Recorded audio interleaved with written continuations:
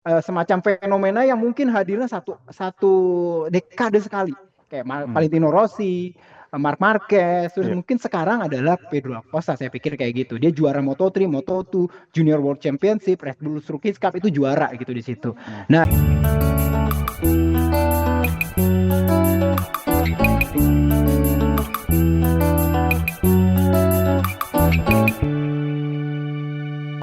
Selamat pagi, Pak Taufik.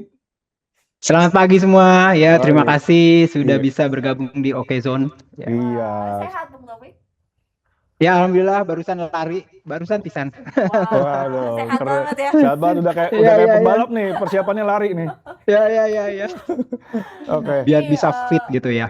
Iya, Ya. betul. Bung Taufik, kemarin Ya. balapan baru digelar di MotoGP Republik Ceko 2026 dan Marquez Betul. kembali berhasil meraih kemenangan ini, jadi kemenangan 2 beruntunnya Marquez. Banyak yang menilai Betul. sebenarnya sebelum seri Hungaria dan juga Republik Ceko kayak Marquez sudah habis deh, ini habis cedera, kayak belum kembali fit, agak susah untuk bersaing memperebutkan gelar, tapi ternyata berhasil bangkit. Ini Bung Taufik ngeliatnya gimana nih? Apakah ini udah tanda-tanda Marquez bisa kembali memperebutkan gelar di musim ini? Ya, baik ya. Jadi kalau misalkan kita ngomongin Marc Marquez, yang pertama pasti talentanya memang udah nggak bisa dipertanyakan lagi. Cuman memang salah satu yang cukup krusial ya adalah proses operasinya yang sebelum Balaton Park, yaitu ngebenerin ya saraf atau nerve radial dia di tangan kanannya yang kesentuh ke pin pada saat operasi dari tangannya yang sebelumnya yang dia jatuh di Mandalika. Nah, itu pinnya itu nyentuh radial saraf, sehingga sebelum ini di balapan semenjak Mandalika dibalik sampai sebelum Balaton Park itu kayak dia tuh nggak bisa mengendalikan sesuatu yang dikerjakan oleh tangan kanannya, sehingga kalau kita bisa lihat ada beberapa crashnya Marc Marquez sebelum ini itu hampir Marc Marquez sendiri nggak bisa menjelaskan kenapa saya bisa crash, karena tangannya itu kayak melakukan efek sendiri gitu, pergerakan sendiri yang tidak bisa dia kendalikan. Nah, dengan sudah dibenerinnya itu saraf radialnya itu, artinya Marc Marquez artinya sudah kembali berada di performanya yang semula, sehingga ya kita bisa lihat kemarin aja sih kalau misalkan di Balaton Park, Marc Marquez bilang dia berkendara atau balapan dengan 1,5 tangan. Mungkin kemarin di Ceko dia udah sekitar 1/3/4 tangan gitu ya. Nah, kita nggak tahu nih apakah di sekarang nih di balapan di Assen di Belanda akan bisa 2 tangan full atau kayak gimana. Cuman kalau udah 2 tangan full serem sih ya. Kalau kita ngomongin Assen, sirkuitnya ini flowing. Kalau sirkuit flowing itu menjanjikan sih. Jadi nggak hanya Marc Marquez saja, menjanjikan balapan yang akan sangat menarik ya. Karena semua pembalap umumnya itu sangat menyukai sirkuit-sirkuit flowing seperti kayak Assen. Nah, kayak gitu. dengan kebangkitan Marc Marquez yang sekarang poinnya 140 dan dia juga tinggal berselisih 40 poin dengan Marco Bezzecchi di puncak. Apakah tekanannya nih sekarang beralih ke Aprilia nih? Karena Aprilia kayak udah mulai ketar-ketir ngeliat Marquez bangkit nih, Taufik.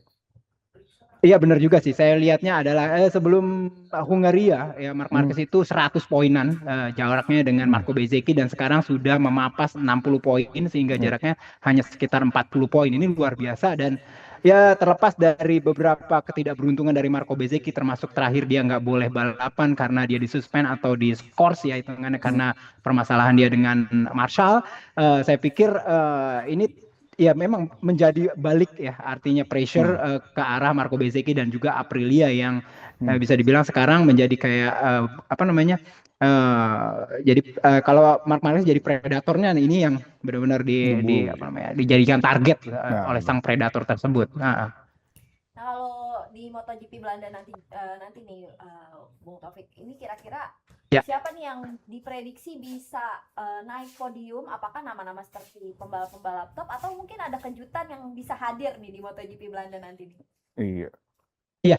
Kalau ngomongin pembalap-pembalap yang biasa untuk bisa podium di Assen, ini saya pikir ada beberapa nama ya selain Marc Marquez ya yang udah pasti kayak gitu. Terus habis itu karena ini sirkuitnya flowing, ini banyak banget pembalap suka di sini. Kalau kita ngeliatin apa namanya statistik ya sebelum ini seperti kayak tadi udah dibicarakan juga bahwa memang benar seorang Pecco Bagnaia itu suka juga dengan apa namanya sirkuit ini. Terus habis itu Marco Bezzecchi yang kita lihat beberapa tahun terakhir juga podium di sini. Namun juga yang saya lihat di sini adalah yang punya potensi-potensi lain dan punya semacam kayak motivasi lain untuk bisa menang di sini. Dua nama sih yang saya lihat adalah yang pertama adalah Pedro Acosta.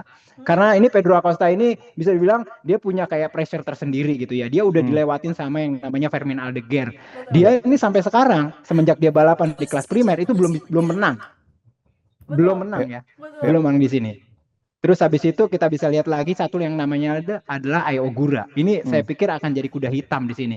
Balik lagi kalau kita lihat beberapa balapan terakhir dia bisa comeback ya dari belakang ke depan dan bahkan balapan terakhir di Ceko kan dia start dari posisi depan ya walaupun memang start dari posisi depan dia harus menemukan tantangan berikutnya yaitu dia harus berhadapan dengan dua pembalap yang kalau ditambah-tambah gelar juara dunia itu 9, Pecco Bagnaia dan juga Marc Marquez. Dan akhirnya ya Pecco Bagnaia doang yang bisa dia atasi, sementara Marc Marquez adalah sebuah chapter sendiri untuk Ai Ogura untuk bisa dikalahkan. Tapi ini tetap menjadi sebuah keinginan saya yakin untuk seorang Ai Ogura untuk bisa menorehkan kemenangan pertama di kelas primer MotoGP. Nah, dengan MotoGP Belanda, Asen juga ada satu regulasi baru nih ya, Taufik, soal whole shot device yang mulai dilarang di pekan ini. Sebetulnya dengan pelarangan whole shot device ini ada tim yang diuntungkan atau enggak? Dan apakah dengan pelarangan whole shot device ini membuat start jadi lebih ketat dan lebih seru dibanding sebelumnya? Ya, saya mau cerita dulu.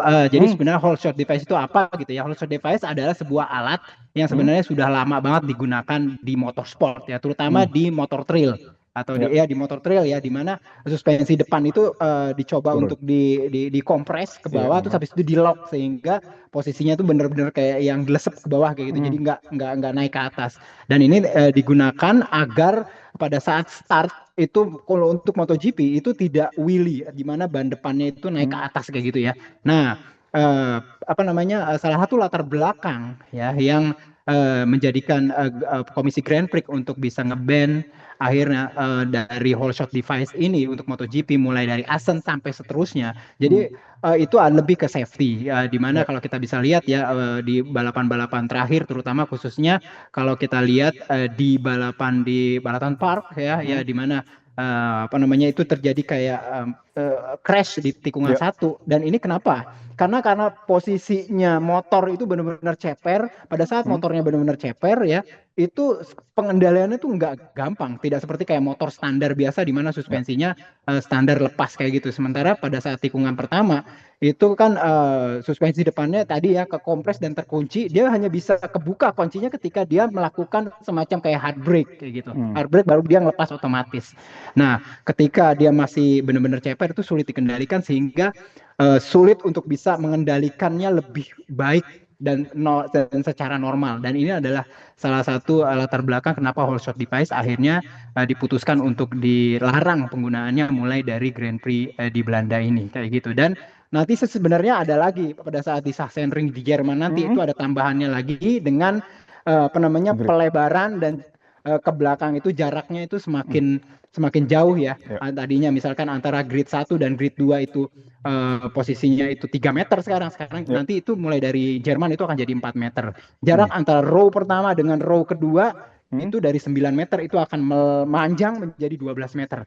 Nah, dua regulasi yang diubah ya whole shot dan juga perenggangan jarak start itu salah satunya juga tetap masalah safety pada saat start sehingga ini akan dicoba untuk meminimalisasi kejadian-kejadian yang tidak diinginkan seperti kayak di race-race Grand Prix terdahulu kayak gitu sih. Nah, balik lagi siapa yang akan diuntungkan ya udah pasti ya. Kalau kita ngomongin whole shot itu kalau dilihat dari sejarahnya panjangnya itu memang yang pertama kali menggunakan adalah Ducati. Artinya pada evolusi dari whole shot device ini udah pasti yang memiliki sejarah panjang dari development dari whole shot device adalah Ducati, walaupun memang semua pabrikan juga udah tahu dari awal ya, karena Holeshot ini sudah dikembangkan sebelumnya di balapan motor trail kayak gitu ya. Cuman paling tinggi memang level dari developmentnya itu Ducati, dan menurut saya sih memang apa namanya yang paling dirugikan adalah Ducati. Namun balik lagi, karena tujuan awalnya dan juga backgroundnya adalah safety, saya pikir safety first gitu ya, safety adalah yang utama dan bisa apa namanya mengalahkan dari semua kepentingan-kepentingan itu kayak gitu. Ternyata itu ya. Ternyata itu ya, Taufik menjelaskan dengan sangat-sangat bagus. Top banget. Dan ini jadi insight baru tadi di Oke Zoners ini. Nah ini waktu Taufik tadi bicara soal favorit atau kandidat juara, salah satunya disebutkan ada Pedro Acosta. Tapi melihat Pedro Acosta ini kesulitan menang sejauh ini dari karirnya di MotoGP, ini apa sih sebenarnya penyebabnya yang membuat Acosta ini kesulitan? Dan apakah dia baru banget diumumin sebagai pembalap pendampingnya Marc Marquez nih musim depan? Iya. Ini tepat gak sih sebenarnya langkah Ducati ngontrak Acosta yang jelas-jelas belum pernah punya track record menang di MotoGP? Menurut lo gimana nih? Baik.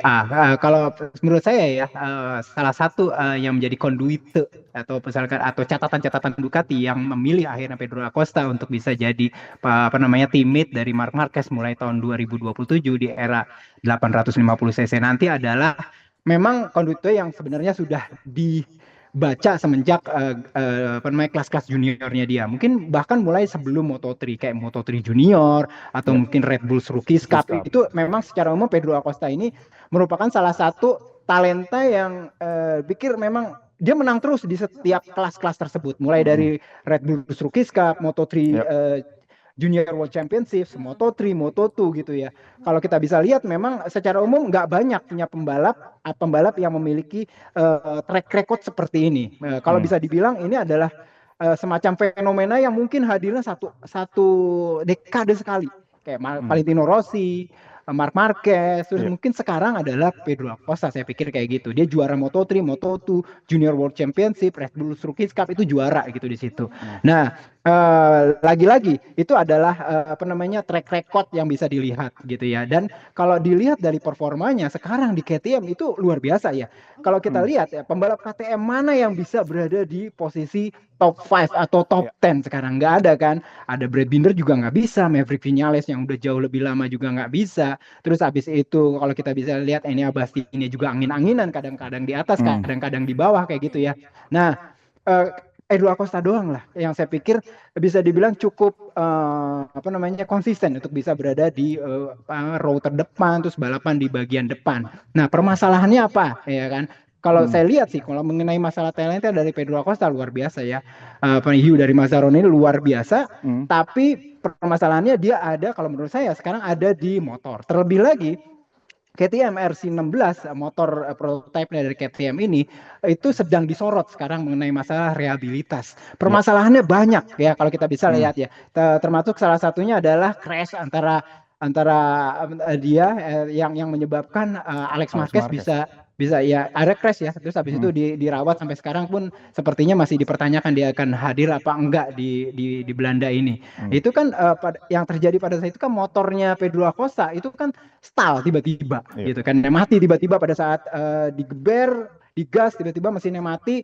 Nah, inilah yang terjadi, dan setelah kejadian itu pun motor ini terus dihinggapi permasalahan-permasalahan yang mirip. Kayak misalkan terakhir di balapan di Ceko itu sebenarnya dari practice itu permasalahannya banyak banget, sehingga akhirnya Pedro Acosta pun akhirnya nggak bisa finish kan. Itu permasalahannya banyak, mulai dari permasalahan yang mungkin terakhir itu mungkin bisa jadi masalah klep pneumatiknya bermasalah, sehingga Pedro Acosta harus matiin motornya sendiri agar menghindari permasalahan yang lebih katastrofik atau lebih bermasalah di mesinnya. Karena kalau sistem pneumatik dari sistem valve dari mesin yang V4-nya si KTM RC16 ini dibiarkan bermasalah, itu pembakarannya jadi akan berantakan lah. Jadi ya rusak akhirnya pada dasarnya mesinnya. Jadi ya itu dia, KTM RC16 permasalahannya ada di mesin sekarang yang memang sedang banyak dipertanyakan oleh orang mengenai masalah rehabilitas dari mesin ini, dan inilah yang menurut saya salah satu jadi penghambat Pedro Acosta untuk bisa maju ke depan. Saya pikir dia merupakan seorang pembalap yang cukup adaptif dan bisa bawa motor yang memiliki kelemahan sedikit pun, dan dia bisa menambahkan dengan talenta dia sendiri. Ya sedikit-dikit mungkin ada ya karakter dari Marc Marquez ada di Pedro Acosta. Iya. Nah, Pedro Acosta kan musim depan yang menggantikan Francesco Bagnaia yang pindah ke Aprilia.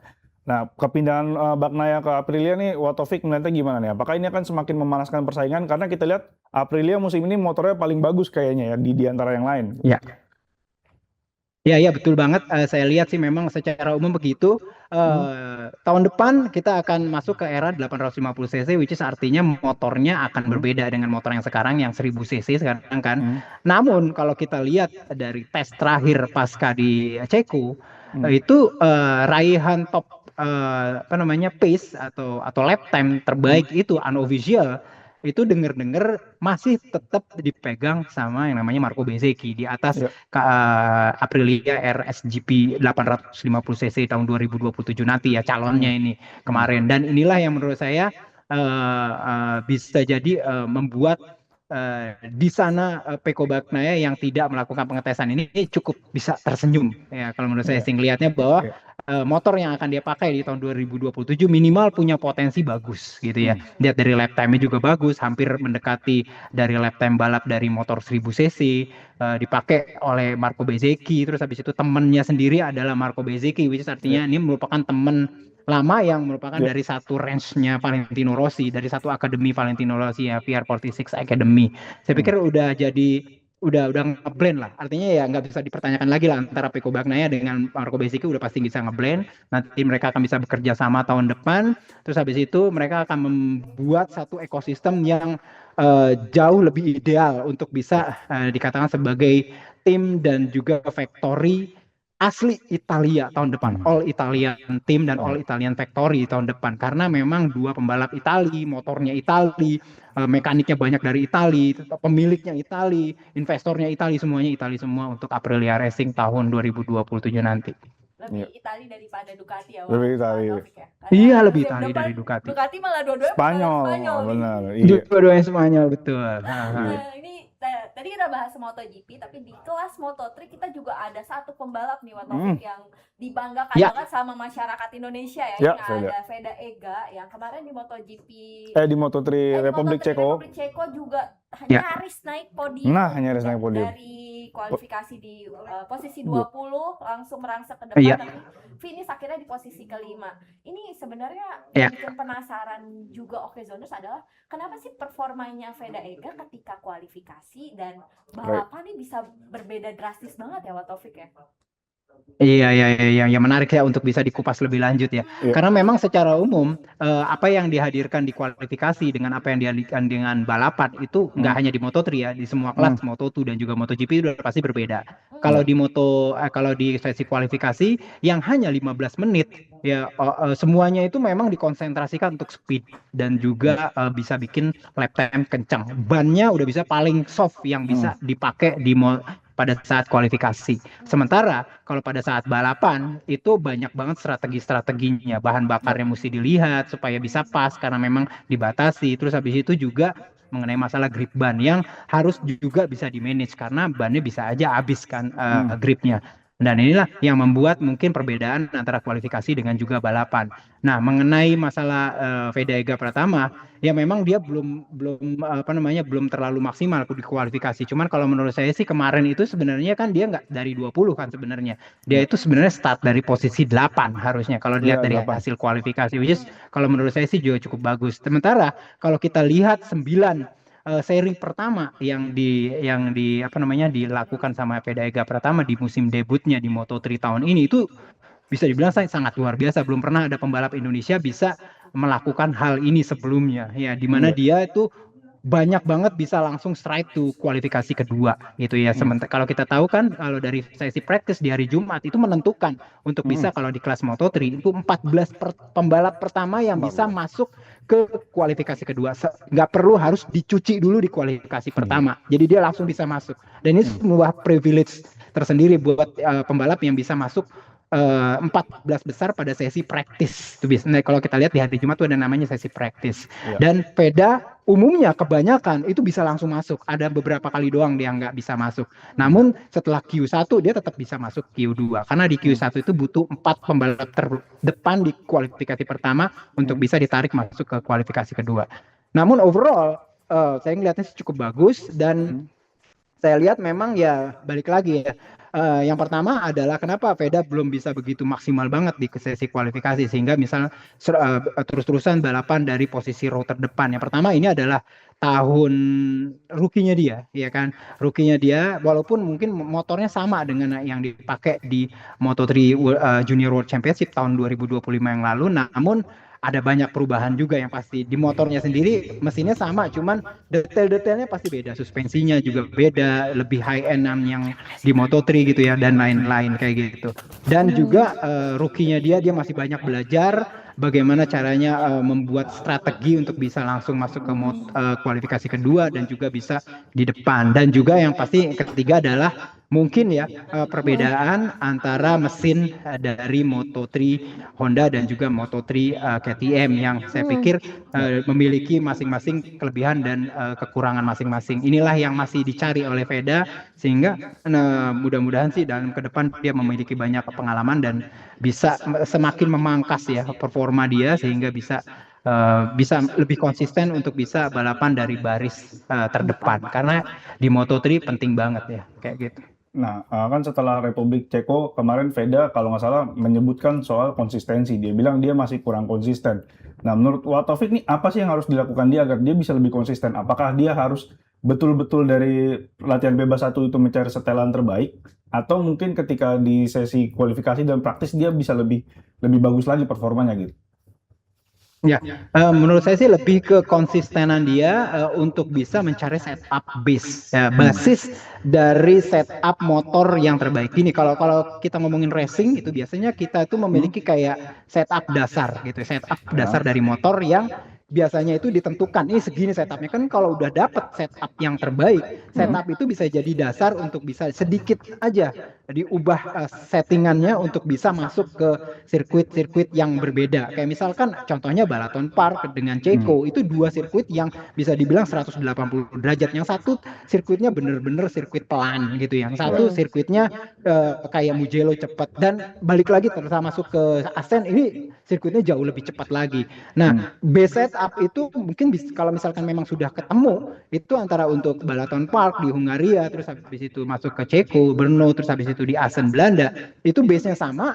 Nah, setupnya sedikit lah yang mungkin ada bisa di tune in kayak misalkan untuk Balaton Park yang mungkin pelan kayak gitu, mungkin engine brake-nya tidak terlalu besar sehingga bisa mengambil banyak power. Sementara kalau untuk Assen di Belanda ini engine brake-nya disetting seperti apa gitu ya sehingga lebih pas, atau yang banyaknya kayak suspensi dan segala macam. Saya pikir konsistennya lebih itu menemukan base setup terbaiknya yang menurut saya masih belum begitu ketemu banget gitu ya, sehingga dia harus melakukan banyak perubahan yang drastis kayak gitu dari setup motornya, dan ini tuh butuh waktu memang, dan untuk bisa ini itu memang butuh waktu dan juga butuh banyak pengalaman dan kilometer. Kalau saya sih berharapnya sih memang sepanjang ini jangan butuh untuk Veda itu menurut saya untuk bisa finish gitu ya di balapan itu udah cukup penting. Kenapa? Finish di balapan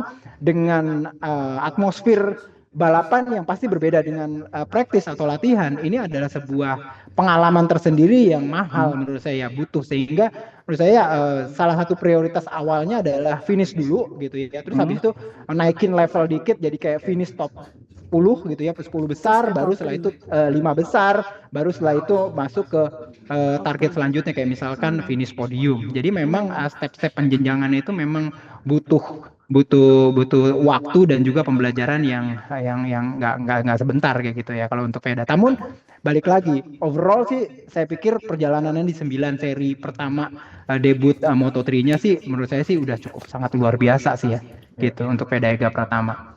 Nah, Taufik, di Brno kemarin juga ada sejarah yang tercipta di Moto3, itu ada Hakim Danis yang juara ya, pembalap Malaysia yang akhirnya bisa juara naik podium pertama di Moto3. Ini melihat performa Hakim Danis yang oke, akankah Veda Ega juga bisa segera naik podium pertama nih ya, dalam waktu dekat, tinggal nunggu waktu? Karena memang di beberapa balapan juga Veda Ega jauh lebih baik tampilnya dari Hakim Danis sebenarnya kan. Atau apa masih perlu waktu sampai ke musim depan untuk Veda Ega sampai bisa mengumandangkan Indonesia Raya nih di balapan Moto3 menurut Taufik nih? Ya, jadi memang secara umum sih memang keren kalau kita ngomongin Hakim Danis kemarin dari balapan di Ceko, itu kita mesti lihat performanya Hakim Danis mulai dari free practice pertama, sesi pertama dari Moto3. Dia udah langsung bisa ke depan. Terus habis itu dia tetap konsisten berada di depan di sesi-sesi practice berikutnya, sesi practice, terus habis FP2 dia kenceng baik di sesi pagi dengan temperatur track circuit yang rendah, sampai dia juga kenceng di di sesi yang siang. Bisa artinya di semua span temperatur Hakim Danis memang kuat banget. Saya sih memang heads off banget sama Hakim Danis kemarin di Brno, itu memang kencang banget ya. Terlepas dari mungkin ada sedikit kayak giveaway pada saat balapan ketika Massimo Giles itu fight dengan Brian Uriarte di lap terakhir, dan ini menyebabkan Hakim Danis memiliki semacam kesempatan untuk bisa overtake dua-duanya dan terus memimpin. Saya pikir perjalanan Hakim Danis itu layak ya untuk bisa memenangkan balapan ya di balapan Ceko kemarin, karena memang kalau kita tracing dari free practice pertama dia udah kuat gitu. Sementara Veda, kalau kita bandingin sama Veda, itu free practice pertamanya benar-benar sangat benar-benar struggle sih, bisa dibilang kayak gitu. Bahkan dia kalau nggak salah free practice pertama 20-an namanya posisinya. Terus habis itu bahkan di sesi practice itu sebenarnya Veda itu nggak bisa langsung masuk ke Q2 karena dia terlempar dari top 14, dari top 14. Dia berada di posisi 15 karena ada satu pembalap, Eddie O'Shea kalau nggak salah, karena dia menggunakan oli atau apa gitu yang tidak sesuai dengan spesifikasi, hingga dia harus didiskualifikasi si Eddie O'Shea, sehingga Veda naik ke 14, sehingga akhirnya Veda nggak perlu harus ngikutin kualifikasi pertama. Tapi ini menunjukkan perbedaan memang perjalanan Veda dengan Hakim Danis pada saat di Ceko kemarin, di mana Hakim Danis mulai nyetel kencang dari awal, sementara Veda masih cukup struggle ya di sesi-sesi pertama di balapan di Ceko kemarin. Namun memang kalau kita ngelihat dari balapan, dua-duanya sih luar biasa ya. Veda start 20, finish posisi 5. Hakim Danis itu sebenarnya juga kena cuman dia start dari posisi 14 dan bisa memenangkan balapan. Dua pembalap Asia Tenggara ini saya pikir ya bisa bikin pembalap Eropa sekarang ketar-ketir lah gitu. Karena memang ternyata talenta pembalap muda sekarang asalnya kiblatnya bahkan mungkin dari Asia Tenggara kayak gitu. Wah, Taufik, ini mungkin terakhir prediksi nih untuk MotoGP Belanda 2026 siapa 3 nama yang bakal naik podium dan prediksi untuk Veda Ega nih, Bung Taufik nih, kira-kira akan finish di mana nih? 2 prediksi nih berarti Taufik. Silakan Taufik. Ya. Prediksi saya sih 3 pembalap yang akan di depan ya di balapan sini itu Marc Marquez, Pecco Bagnaia juga Bezzecchi, dengan tambahan mungkin kalau bisa nambah ya Ogura akan jadi kuda hitam di situ. Terus habis itu mengenai masalah Veda Ega Pratama, prediksi saya sih ya ini berbeda dengan balapannya, dia mungkin akan lebih nyetel mulai dari practice pertama, sehingga mudah-mudahan saya berharap dia bisa finish kembali di posisi 5 besar di balapan utama nanti, di balapan hari Minggu kayak gitu. Menarik ya, menantikan MotoGP Belanda dan Moto3. Terima kasih banyak Pak Taufik sudah menyempatkan waktunya yang padat untuk berbagi di Morning Zone hari ini. Sehat selalu Pak Taufik. Sama-sama. Salam olahraga.